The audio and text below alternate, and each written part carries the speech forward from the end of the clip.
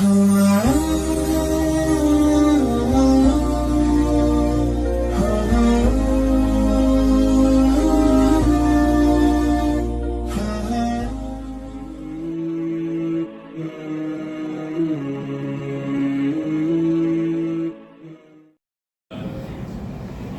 لله أحمده وأستعينه وأستغفره وأستهديه وأؤمن به ولا أكفره وأوعد من يكفره وأشهد أن لا إله إلا الله وأشهد أن محمدا عبده ورسوله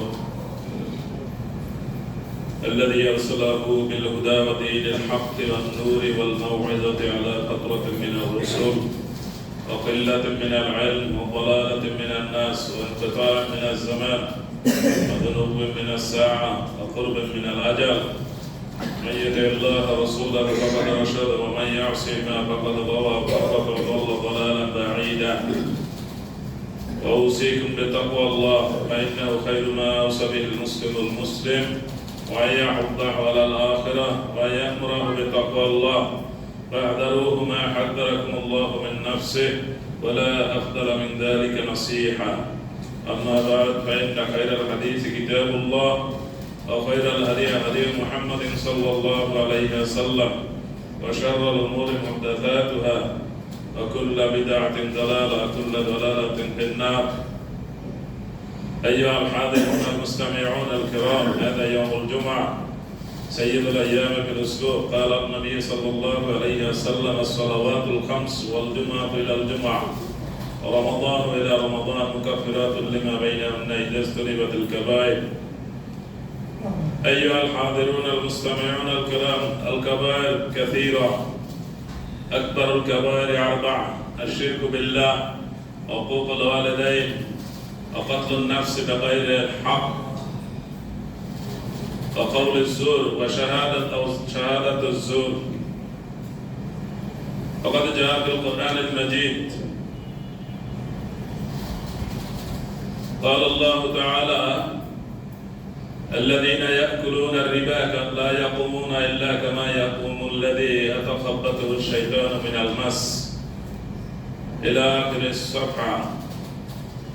وفي حديث أبي هريرة رضي الله تعالى عنه أنه قال رسول الله صلى الله عليه وسلم: إن الله طيب لا يقبل إلا طيبا، وإن الله أمر المؤمنين بما أمر به المرسلين فقال: يا أيها الرسل كلوا من الطيبات واعملوا صالحا إني بما تعملون عليم.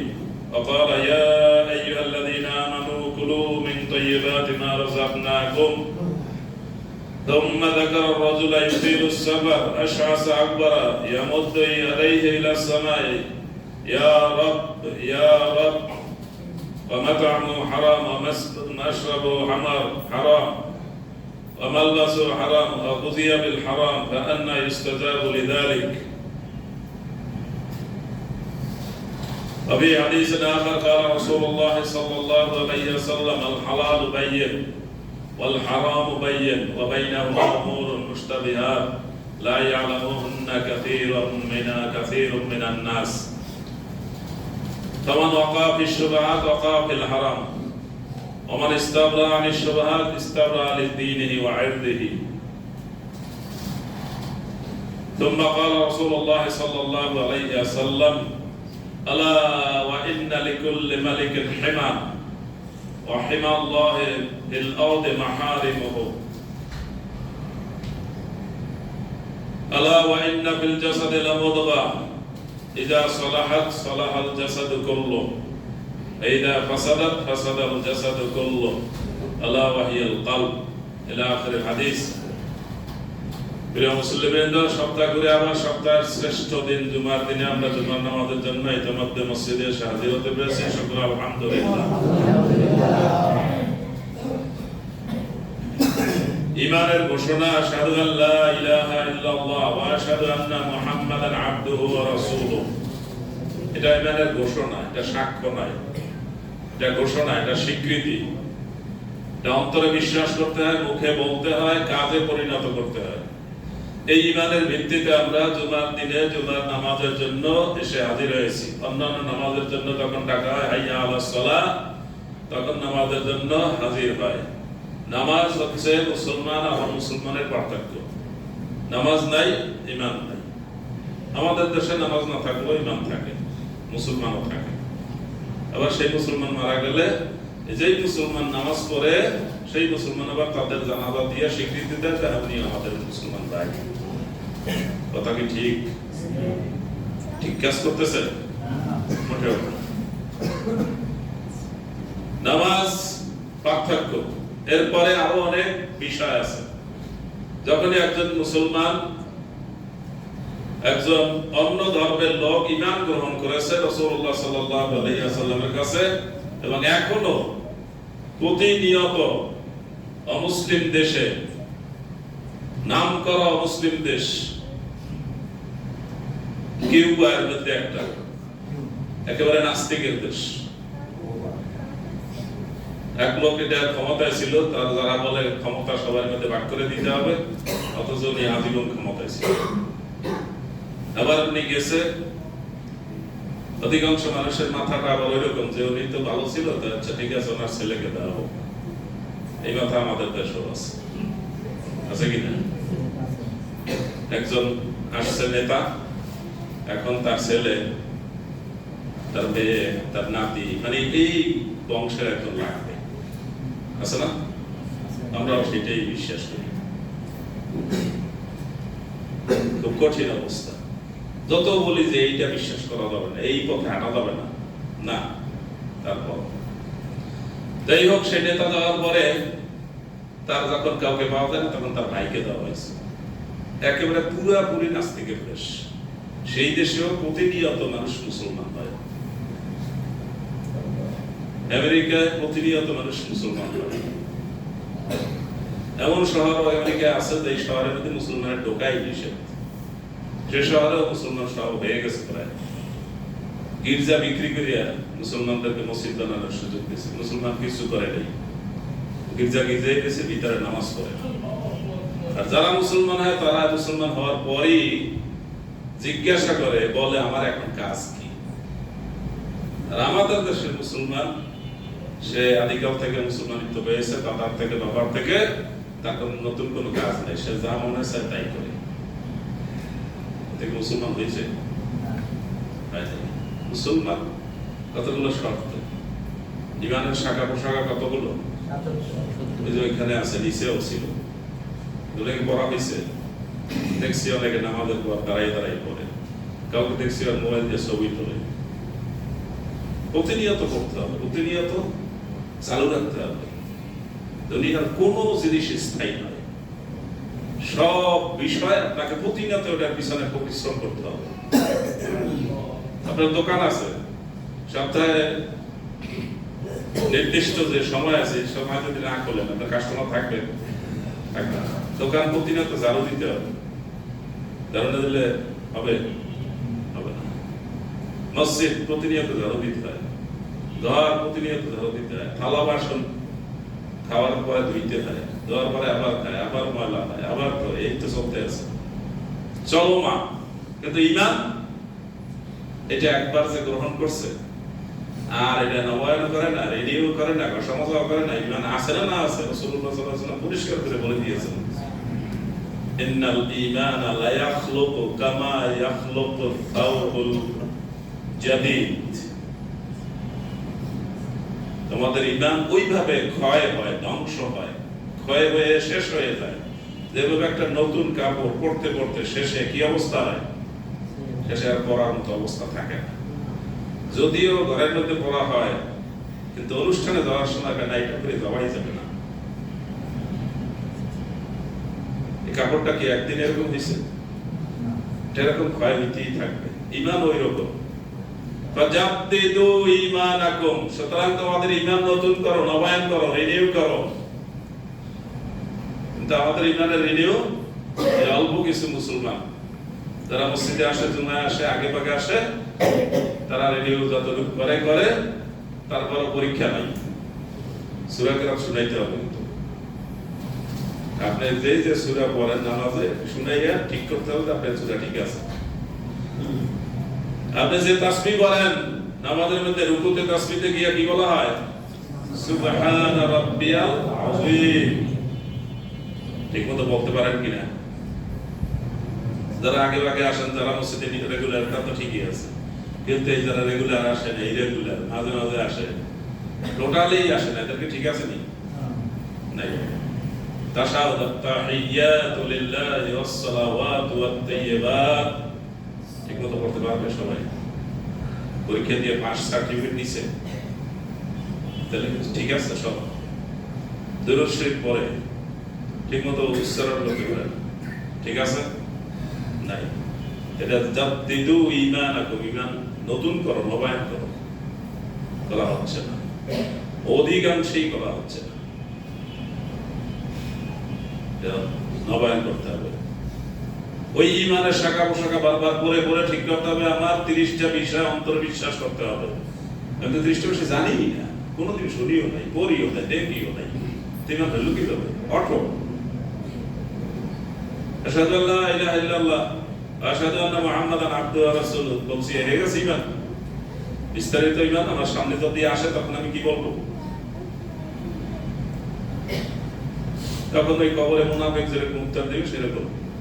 তুমি কি বলতে? এই যে মুহাম্মদুর রাসূলুল্লাহ সাল্লাল্লাহু আলাইহি ওয়াসাল্লাম, তাকে দেখাই বলবে এই যে মুহাম্মদুর রাসূলুল্লাহ, আল্লাহর রাসূল, তাকে তুমি চিনো? তার সম্পর্কে তুমি কি বলতা? শয়তান, ওখানে যাইও শয়তানি করো। কিয়ামতে আল্লাহর সামনে মিথ্যা কথা বলবে, কি যেমন তেমন মৃত্যু। ওখানে শয়তানি করবে কি? তখন সে ফেরেশতার উত্তর দেবে, কুনতু আকুলু মিসলা মা ইয়াকুলুন নাস, লোকেরা যা বলতো আমিও তাই বলতাম। ওরে শয়তান, লোকেরা তো কেউ অস্বীকার করতো, কেউ স্বীকার করতো, তুই কোনটা? এটা শয়তানের উত্তর না? এই শয়তানের উত্তর ওখানে। আল্লাহ বলবে, দুনিয়াতে আমাকে সিজদা করেছো? সোজা উত্তর দেবে, হ্যাঁ সিজদা করছি। তখন আল্লাহ বলবে, তাহলে এখন সিজদা করো। তখন যারা সিজদা করে নাই দুনিয়াতে, তাদের সিজদা করার সক্ষমতা থাকবে না। ইয়াউমা ইউকশাফু আন সাক, সেদিন ব্যস্ততা বেড়ে যাবে। ওয়া ইয়াদউনা ইলা সুজুদ, এবং এদেরকে ডাকা হবে সিজদা করার জন্য। ফালা ইস্তাতিউন, তারা সিজদা করতে পারবে না। খাশিয়াতান আবসারুহুম তারহাকুহুম যিল্লাহ, তাদের চক্ষু নিম্নগামী হয়ে যাবে, লজ্জায় মাথা নিচু করে দাঁড়িয়ে থাকবে, লজ্জায় তাদেরকে ডেকে ফেলবে, আর কোন মাথা উঁচু করে এদিক ওদিক তাকাতে পারবে না। মিথ্যা কথা শিক্ষা হচ্ছে, কিন্তু রেহাই আছে?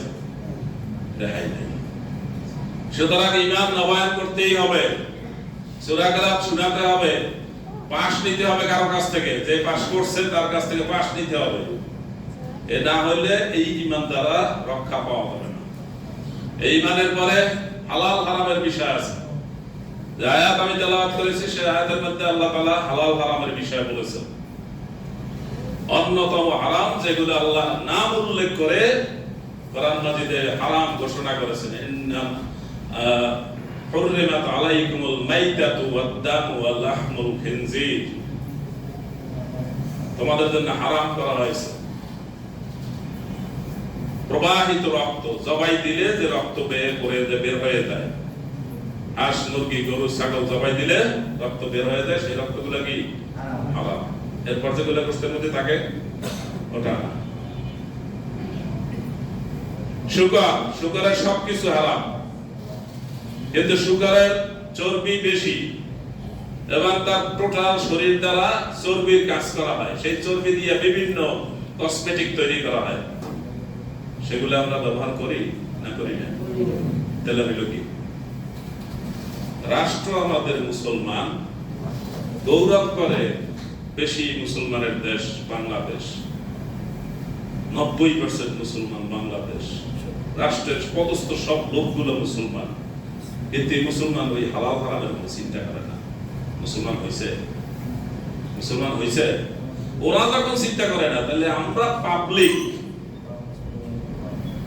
আমরা যে কসমেটিক্স গুলো ব্যবহার করি, প্যাকেটজাত যে খাদ্যগুলো খাই, হোটেলে যে গোশত খাই, এই গোশতগুলো হালাল না হারাম জানা আছে? নিশ্চয়তা আছে? হালাল হারামের প্রশ্ন মুসলমানের দরকার আছে না নাই? ওই যে যারা প্রতিনিয়ত মুসলমান হয়, মুহাম্মদুর রাসূলুল্লাহ সাল্লাল্লাহু আলাইহি ওয়াসাল্লামের হাতে যারা মুসলমান হয়েছে, মুসলমান হওয়ার পরে জিজ্ঞাসা করছে আমরা এখন করণীয় কি, বর্জনীয় কি? একজন লোক মানুষ দাওয়াত দিয়েছে মুরগির রোস্ট খাওয়াবে, 4-500 বা যে কয় শত এরকম সংখ্যা ছিল, এবং তাকে জানানো হয়েছে মুরগির ব্যবস্থা যারা করে, প্রসেস যারা করে, ওরা মরা বাঁচা কোনো মুরগি ফালায় না। এজন্য মালিক এখানে বসে রয়েছে, দেখছে যেটা মরা এটা বলছে ফালাই দাও। ওরা জেরা করতেছে মালিকের সাথে, না এটা সমস্যা নাই,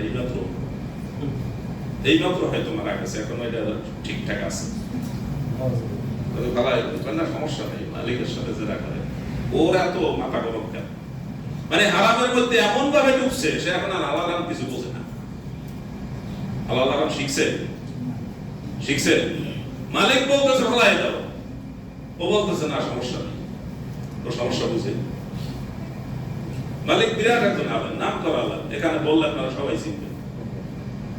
এই মুরগির প্রসেস করে দেওয়ার না, সমস্যা নেই। হালাল হারাম কি হইতেছে? দাওয়াত আমরা খাই না, বিবাহের দাওয়াত, বিভিন্ন অনুষ্ঠানের দাওয়াত, যে দাওয়াতগুলো খাওয়া যায় না সেগুলো তো খাই। মুসলমানি করে একটা বিরাট দাওয়াত দেয়, মুসলমান কাছে এটা গোপন বিষয়, গোপন থাক না, এটা টোল পিঠে লাউ দিয়ে খাওয়ায় সবাই। ওই খাবারের মধ্যে মুরগি আছে কিনা হালাল হারাম হয়েছে? বিবাহের অনুষ্ঠান মুরগি আছে, ওখানে কি হালাল হারাম ঠিক মতো আছে? ওই যারা প্রসেস করার আগে মুরগিটা বাদ দিয়েছিল, মালিক ওখানে দাঁড়ায় রয়েছে, দাঁড়ায় থেকেই তো বিরানো যাচ্ছে না, আর ওদেরকে খালি ঘোষণা দিয়ে দেয় মুরগি মরা গুলো ফেলাই দিল। জিজ্ঞাসা করলে বলবে হ্যাঁ মরা গুলো ফেলাই দিচ্ছে, আসলে কি দিছে? আর একজনের জন্য মিথ্যা কথা নয়, ওর নিজের কোনো স্বার্থ আছে? আসাদুন নাসে আযাবান ইয়াউমাল কিয়ামাতে মান, কিয়ামতের দিন ওই ব্যক্তি কঠিন অবস্থায় পড়বে যে তার আখিরাত নষ্ট করছে আরেকজনের জন্য, আরেকজনের মুরগি খাওয়ানোর জন্য নিজের আখিরাত নষ্ট হয়। আসলে তার ঈমানই নেই। আমরা তো আখিরাত লইয়া টানাটানি করি, আর আসলে তো ঈমানই নেই। আছে ঈমান থাকলে ওই কথাটা বলতে পারে যে এটা সমস্যা নাই। হালাল হারাম কি আপনারা বুঝতেছেন? জবাই দিতে হবে কি বিসমিল্লাহ বলতে হবে তো? গরু জবাই যে কতগুলো দেয় আমাদের ঢাকা শহরে, সব বিসমিল্লাহ বলে তো? আর যে বিসমিল্লাহ বলে সেই লোকটা কাপড় চোপড় কি অবস্থা আছে?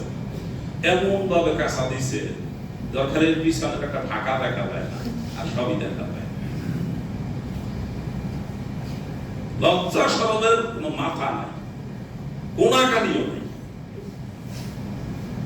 সিটি কর্পোরেশন নিয়ম হলো ওখানে একজন নির্ভরযোগ্য লোক এটা জবাই দিয়ে ওখানে কাগজ লাগাই দিবে, আমি আজকে কটার সময়টা বিসমিল্লাহ বলে জবাই দিয়েছি। নিয়ম ফলো করে না। হালাল হারামের বালাই আছে। প্যাকেটজাত গোশত বাইরের থেকে আসে অল্প দামে, 300 টাকা কেজি, আছে কিনা? হ্যাঁ, কোথা থেকে আসে? গরু, গাভী গরু হলো তার মা। তাহলে বলদ গরু কি হয় আপনারা বুঝিয়া পরিচয় ঠিক করে নেবেন। সেই দেশটা হলো গরুর গোশত সাপ্লাই দেওয়ার মধ্যে প্রথম কাতারে, আছে কিনা? কয় নম্বর কাতারে? ওরা মুসলমানকে গরু জবাই দিতে দেয় না, আর মুসলমানের বাড়িতে হামলা করে গরুর গোশত পাওয়া গেলে বা কিসের গোশত পাওয়া গেছে না পাওয়া গেছে তাদের বাড়ি ঘর জ্বালায় পোড়াইয়া ধ্বংস করে। আর এখন যে সরকার আছে, যে শয়তান আছে, এই শয়তানরা তো কোনো কারণ ছাড়াই মানুষের মুসলমানের বাড়ি ঘর মসজিদ মাদ্রাসা সব ঘুরিয়ে দিচ্ছে। আল্লাহুম্মা আনজিল আলাইহিম বালাআন লা তারুদ্দুহু আনিল কওমিল মুজরিমিন। পাপিষ্ঠদের উপরে আল্লাহ যে সমস্ত বালা মুসিবত এসেছে ফেরত যায় নাই, আল্লাহ ওদের উপরে সেই বালা মুসিবত নাযিল করো। আল্লাহুম্মা আহলিকহুম কামা আহলাকতা আদ ওয়া সামুদ। আদ সামুদ সহ যে সমস্ত অবাধ্য জাতি দুনিয়াতে মানুষের উপরে জুলুম করেছে ওদের মতো শাস্তি দাও। সেই দেশ থেকে গোশত আসে, বলে হালাল না হারাম? জবাই দিছে কে? জবাই দিছে? জবাই দিছে? জবাই দেয় না। কিভাবে এটা প্রসেস করে, কিভাবে জানেন? ওটা মাথার উপরে জোরে একটা আঘাত করে, আঘাত করলে এটা সেন্সলেস হয়ে যায়। এরপর এটা প্রসেস করিয়া গোশত সুন্দর করে পিস করে করে আপনাদের 71 সালে এই দেশটারে পাকিস্তান থেকে স্বাধীন করাইছে কি জন্য? তাদের একটা মার্কেট করার জন্য। এই মার্কেটে বিক্রয় করে দিচ্ছে। আমরা এগুলা দেদা আসছে গ্রহণ করি আর খাই। হালাল হারামের প্রশ্ন আছে? হ্যাঁ, কোন কথাটা? আমি সব জেনে শুনে বলতেছি। আপনার কাছে যে কটা ডকুমেন্টস আছে সব দেওয়া হবে। যে হালাল হারামের প্রশ্নে কোন সার মুসলমান দিবে? দেওয়া যাবে? খাদ্য পানি বিসমিল্লাহ বলে যদি আপনি না খান, তাহলে হাদিসে বলা হয়েছে আপনি যখন মনে আসবে তখন বিসমিল্লাহ বলবেন। মসজিদে ঢোকার সময় দোয়া করেন নাই, আর এমনিও তো করেন 8 পাকের 1 পাক। কি 8 পাকের 1 পাক জানেন তো সবাই? তাও জানেন না। বলেন 8 পাকের 1 পাক কতটুকু? আল্লাহুম্মা আফতাহ আলী, সবাই বলেন আল্লাহুম্মা আফতাহ আলী আবওয়াব রাহমাতিক। এইটুকু সবাই জানেন, পিছন দিয়ে বলেই না, পিছন দিয়ে বলেই না, অধিকাংশই বলে না। এটা হলো কয় ভাগের 2 ভাগ? এই 8 ভাগের 1 ভাগ দোয়া তাও ঠিক মতো লোকেরা বলে না। আচ্ছা, এটা যদি না বলে মসজিদে ঢুকে, তাহলে কোনো হাদিসে বলে নাই যে এটা যখন মনে আসবে তখন বলবেন। ভুল করছেন যেহেতু থুক্কু দিয়ে আর বলবেন, এটা বলে নাই। কিন্তু খাবারের বেলায় যদি আপনি বিসমিল্লাহ না বলেন, তাহলে আপনার যখন মনে আসবে খাবারের মধ্যে, তখনই আপনাকে বলতে হবে বিসমিল্লাহ আউয়ালাহু ওয়া আখিরাহু। আউয়ালাহু ওয়া আখিরাহু বলতে না বললে তো বিসমিল্লাহ ওই সময় বলবেন নাকি? এটা কি বলা হয়েছে? তাহলে এটা জোর দিছে কেন? যে আল্লাহর নাম নিয়ে যে খাবার আপনার পেটের ভিতরে যাবে, ওই খাবারে ভালো কাজ করতে দিবে না, শয়তানের কাজ করবে।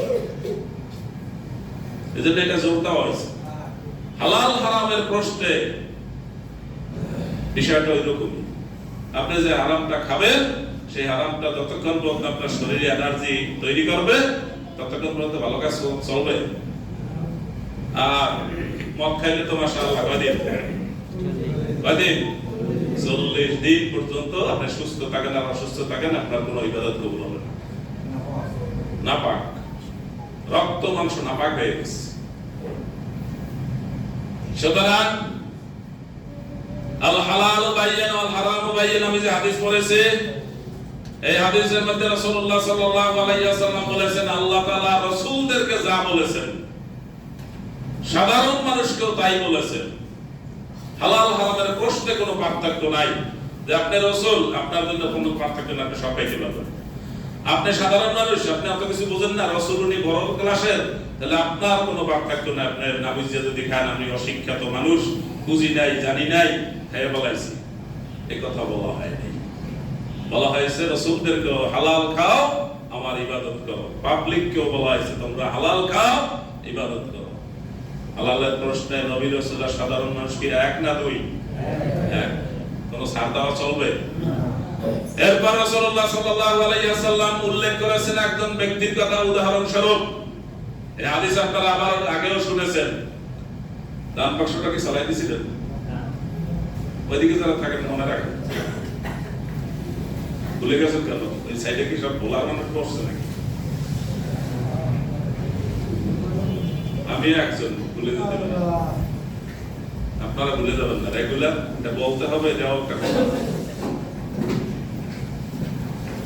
তাহলে হালাল হারামের প্রশ্নে রাসূলদেরও পবিত্রতার দরকার আছে, হালাল হারাম হিসাব নিকাশ করে চলার দরকার আছে সাধারণ মানুষেরও। এইবার রাসূলুল্লাহ সাল্লাল্লাহু আলাইহি ওয়াসাল্লাম একটা উদাহরণ দিয়েছেন। কোন এক ব্যক্তি আউলা কেশে, পাগলের কেশে দুই হাত দিয়া ইয়া রাব্বি ইয়া রাব্বি, হে আমার প্রতিপালক, হে আমার রব, আমার এই দোয়া কবুল করেন, ওই দোয়া কবুল করেন, এইটা কবুল করেন, ওইটা কবুল করেন। রাসূলুল্লাহ সাল্লাল্লাহু আলাইহি ওয়াসাল্লাম বলেন, তার খাদ্য হারাম, তার পানি হারাম, তার পোশাক হারাম, তার শরীরটা সুন্দরভাবে নাদুস নুদুস হয়েছে হারামে। যারা বেশি বেশি হারাম খায় তার শরীরটা কি ল্যাংড়া থাকে?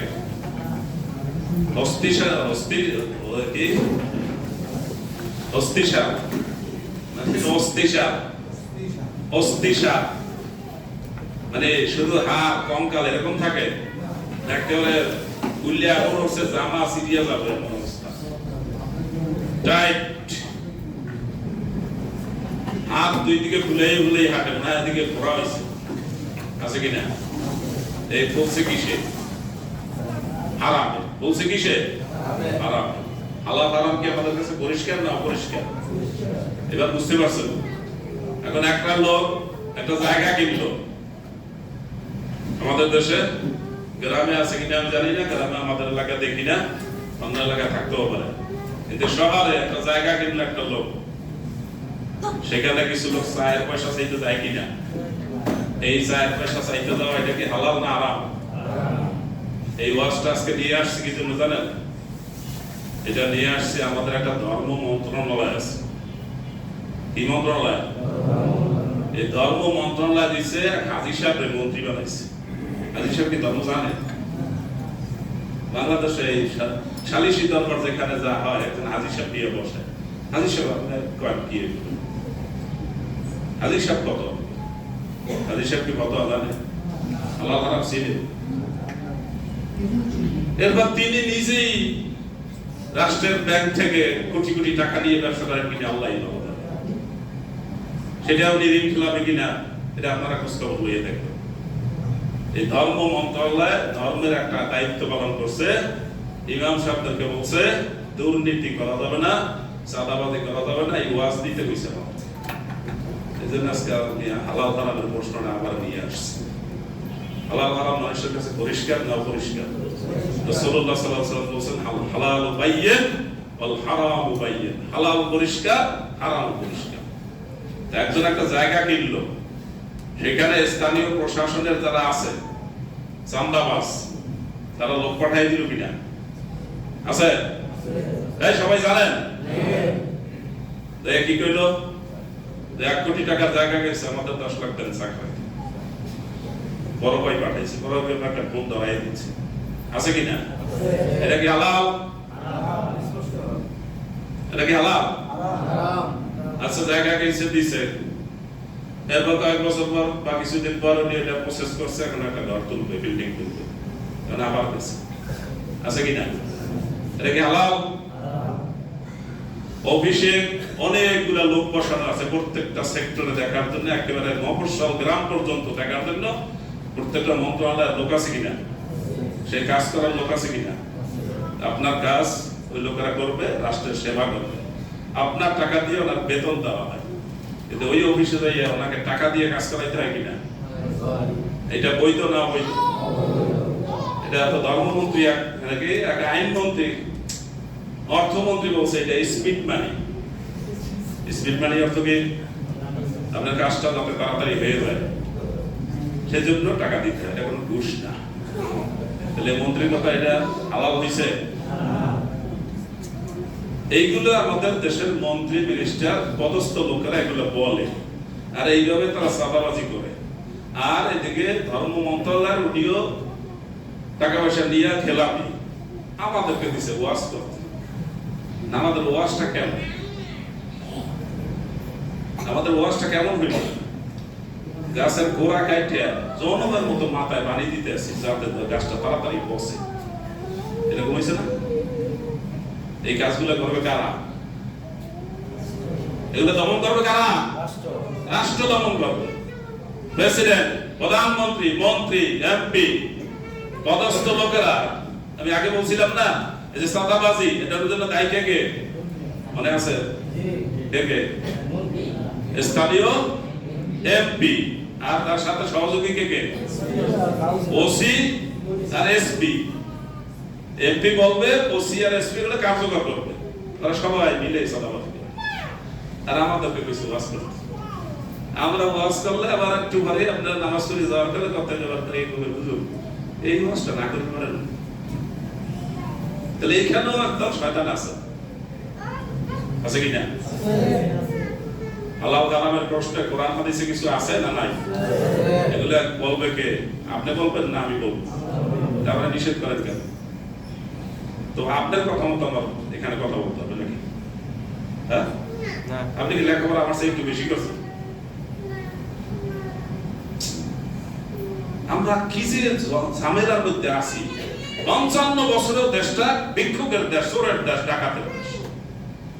যেগুলাই ক্ষমতা আসে খাইয়ালে বিদেশ চলে যায়। আবার বিদেশে যাওয়ার জন্য বিমান রেডি করছে। মাঝখান দিয়ে আমরা সিলাসিলি করি আর দুঃখ করি। আর আপনাদের মধ্যে কত দুঃখ না, আরে হুজুর এত ওয়াজ করে কিন্তু কাজ হইতেছে না। ওয়াজে কি কাজ হবে? ওয়াজে সিরা ভিজবে, সিরা ভিজাইতে হলে কি করতে হবে? পানি দিতে হবে। পানি দিবে কে? রাষ্ট্র। কিন্তু রাষ্ট্র কি করে? নিজেই মিস্টার 10% না 25%? উপরে কত? 25 কত? হ্যাঁ, ও পুরাটা খেয়ে। সুতরাং হালাল হারাম পরিষ্কার। সরকারি অফিস, বেসরকারি অফিস, যে অফিস থাকুক, সেই অফিসটা যদি রাষ্ট্রের দায়িত্বে থাকে, সেই অফিসের সব লোকের কাজ করতে হবে জনগণের সেবার জন্য। আর সেবাটা তখনই কার্যকর হবে যখন ওইটার উপরের যে লোকটা, সেই লোকটা ঠিক হবে। আমরা ওয়াজ করলে এই মসজিদের মধ্যে বসে থাকবেন, ততক্ষণ পর্যন্ত কিছু বলতে পারবেন না। একামত দিয়ে নামাজ পড়ার আগ পর্যন্ত আপনার কোনো কিছু বলার সুযোগ নাই। নামাজ পড়ে যাওয়ার পর বাইরে সময় বলা শুরু করবেন নাকি? আমাদের ওয়াজে কাজ হবে? কাজটা দায়িত্ব কার? কিছুটা হবে তো ওই ভালো মানুষ যে কেউজন কেউজন ওই আগে আগে মসজিদে যারা আসে, হ্যাঁ, যারা কিছু শুনতে আসে, শিখতে আসে, তাদের জন্য কিছু হবে। এই জন্য সর্বপ্রকার চাঁদাবাজি হারাম, সর্বপ্রকার টেন্ডারবাজি হারাম, সর্বপ্রকার হল দখল, বিশ্ববিদ্যালয় দখল, মাদ্রাসা দখল, অফিস দখল, সব কি হারাম। এটার জন্য মারামারি করা, এটা কি হারাম। বলবেন মারামারিতে দুই দলে করে না, এক দলে করে। কারণ এই দেশে কতগুলা মানুষ আছে, কতগুলা দল আছে, তাদের পুঁজি হইল রাষ্ট্রটাকে ধুয়ে মুছে খাওয়া। আর কিছু মানুষ আছে নিজের পকেটের টাকা খরচ করে তারপর মানুষের সেবা করে। আছে কি না? আছে। আরো অনেক ধনী মানুষ আছে, তারা অনেক টাকা পয়সা দিয়ে মানুষের সেবা করতে এই লোকগুলোর হাতে টাকা দিত, কিন্তু দেওয়ার জায়গা পাচ্ছে না। এই ধনী মানুষের মধ্যে আছে না? সে টাকাটা দিতে চায়, সে দিতে যাইতে পারে না। জাকাতের কিছু দেওয়ার জন্য যদি ঘোষণা দেওয়া, সেখানে মানুষ এই পরিমাণ যাবে কন্ট্রোল করতে পারে। এই জন্য যারা দিতে পারে, তাদের শৃঙ্খলা আছে, দলগতভাবে শৃঙ্খলা আছে, চেইন অফ কমান্ড আছে, তারা এগুলো সম্ভব, তাদের পক্ষে এটা সম্ভব।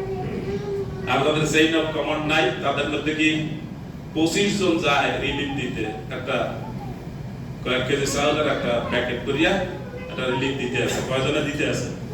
25 জনে দিতে আছে। কয়জনে? একজনে। ছবি তুলছে আর পত্রিকায় দিছে। এখন দেখা যায় কি, যে ওই লোকটা দেয় আর এই 25টা কারাকারি করে। এত ছবি দরকার কিসের? ছবি দরকার কিসের?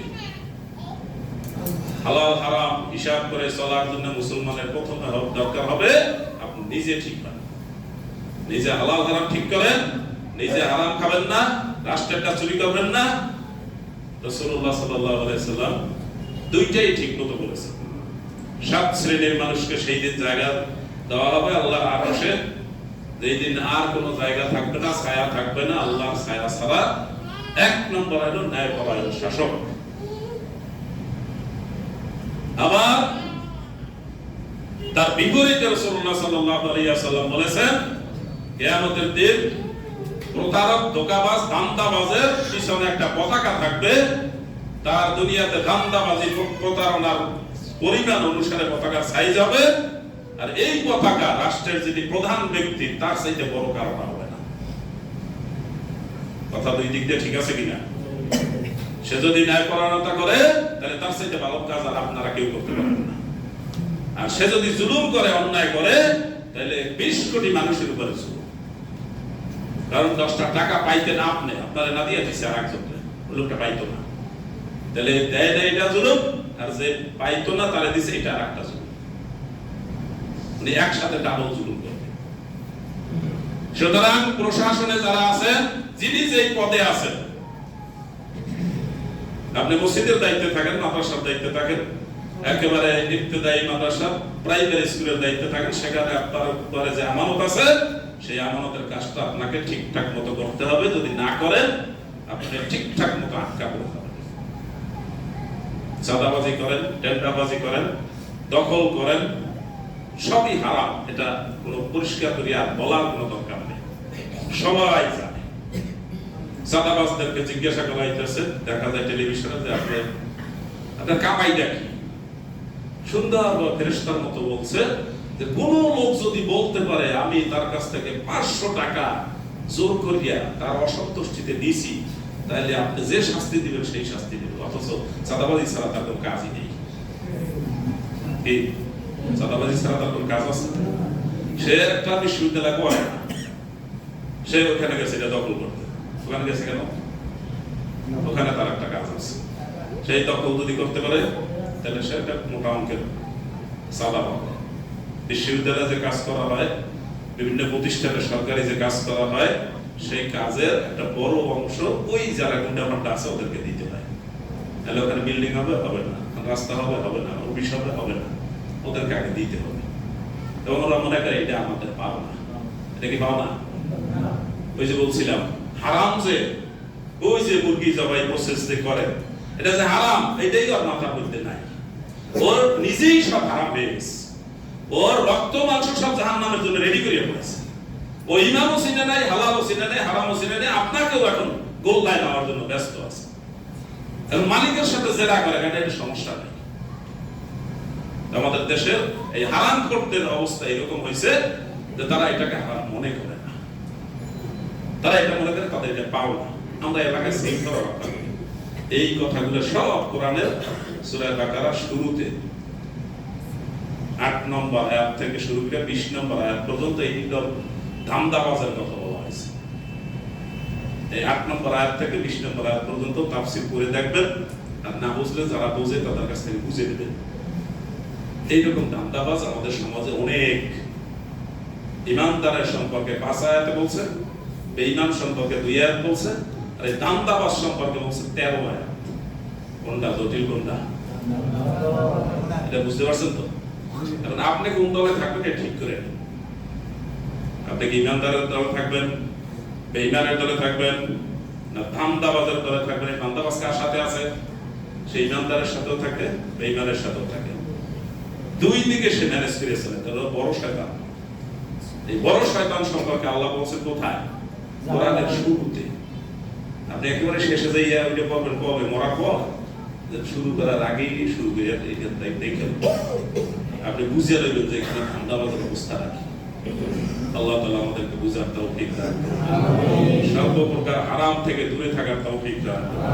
হারামের সহযোগিতা করা থেকে দূরে থাকার তৌফিক দান করুন।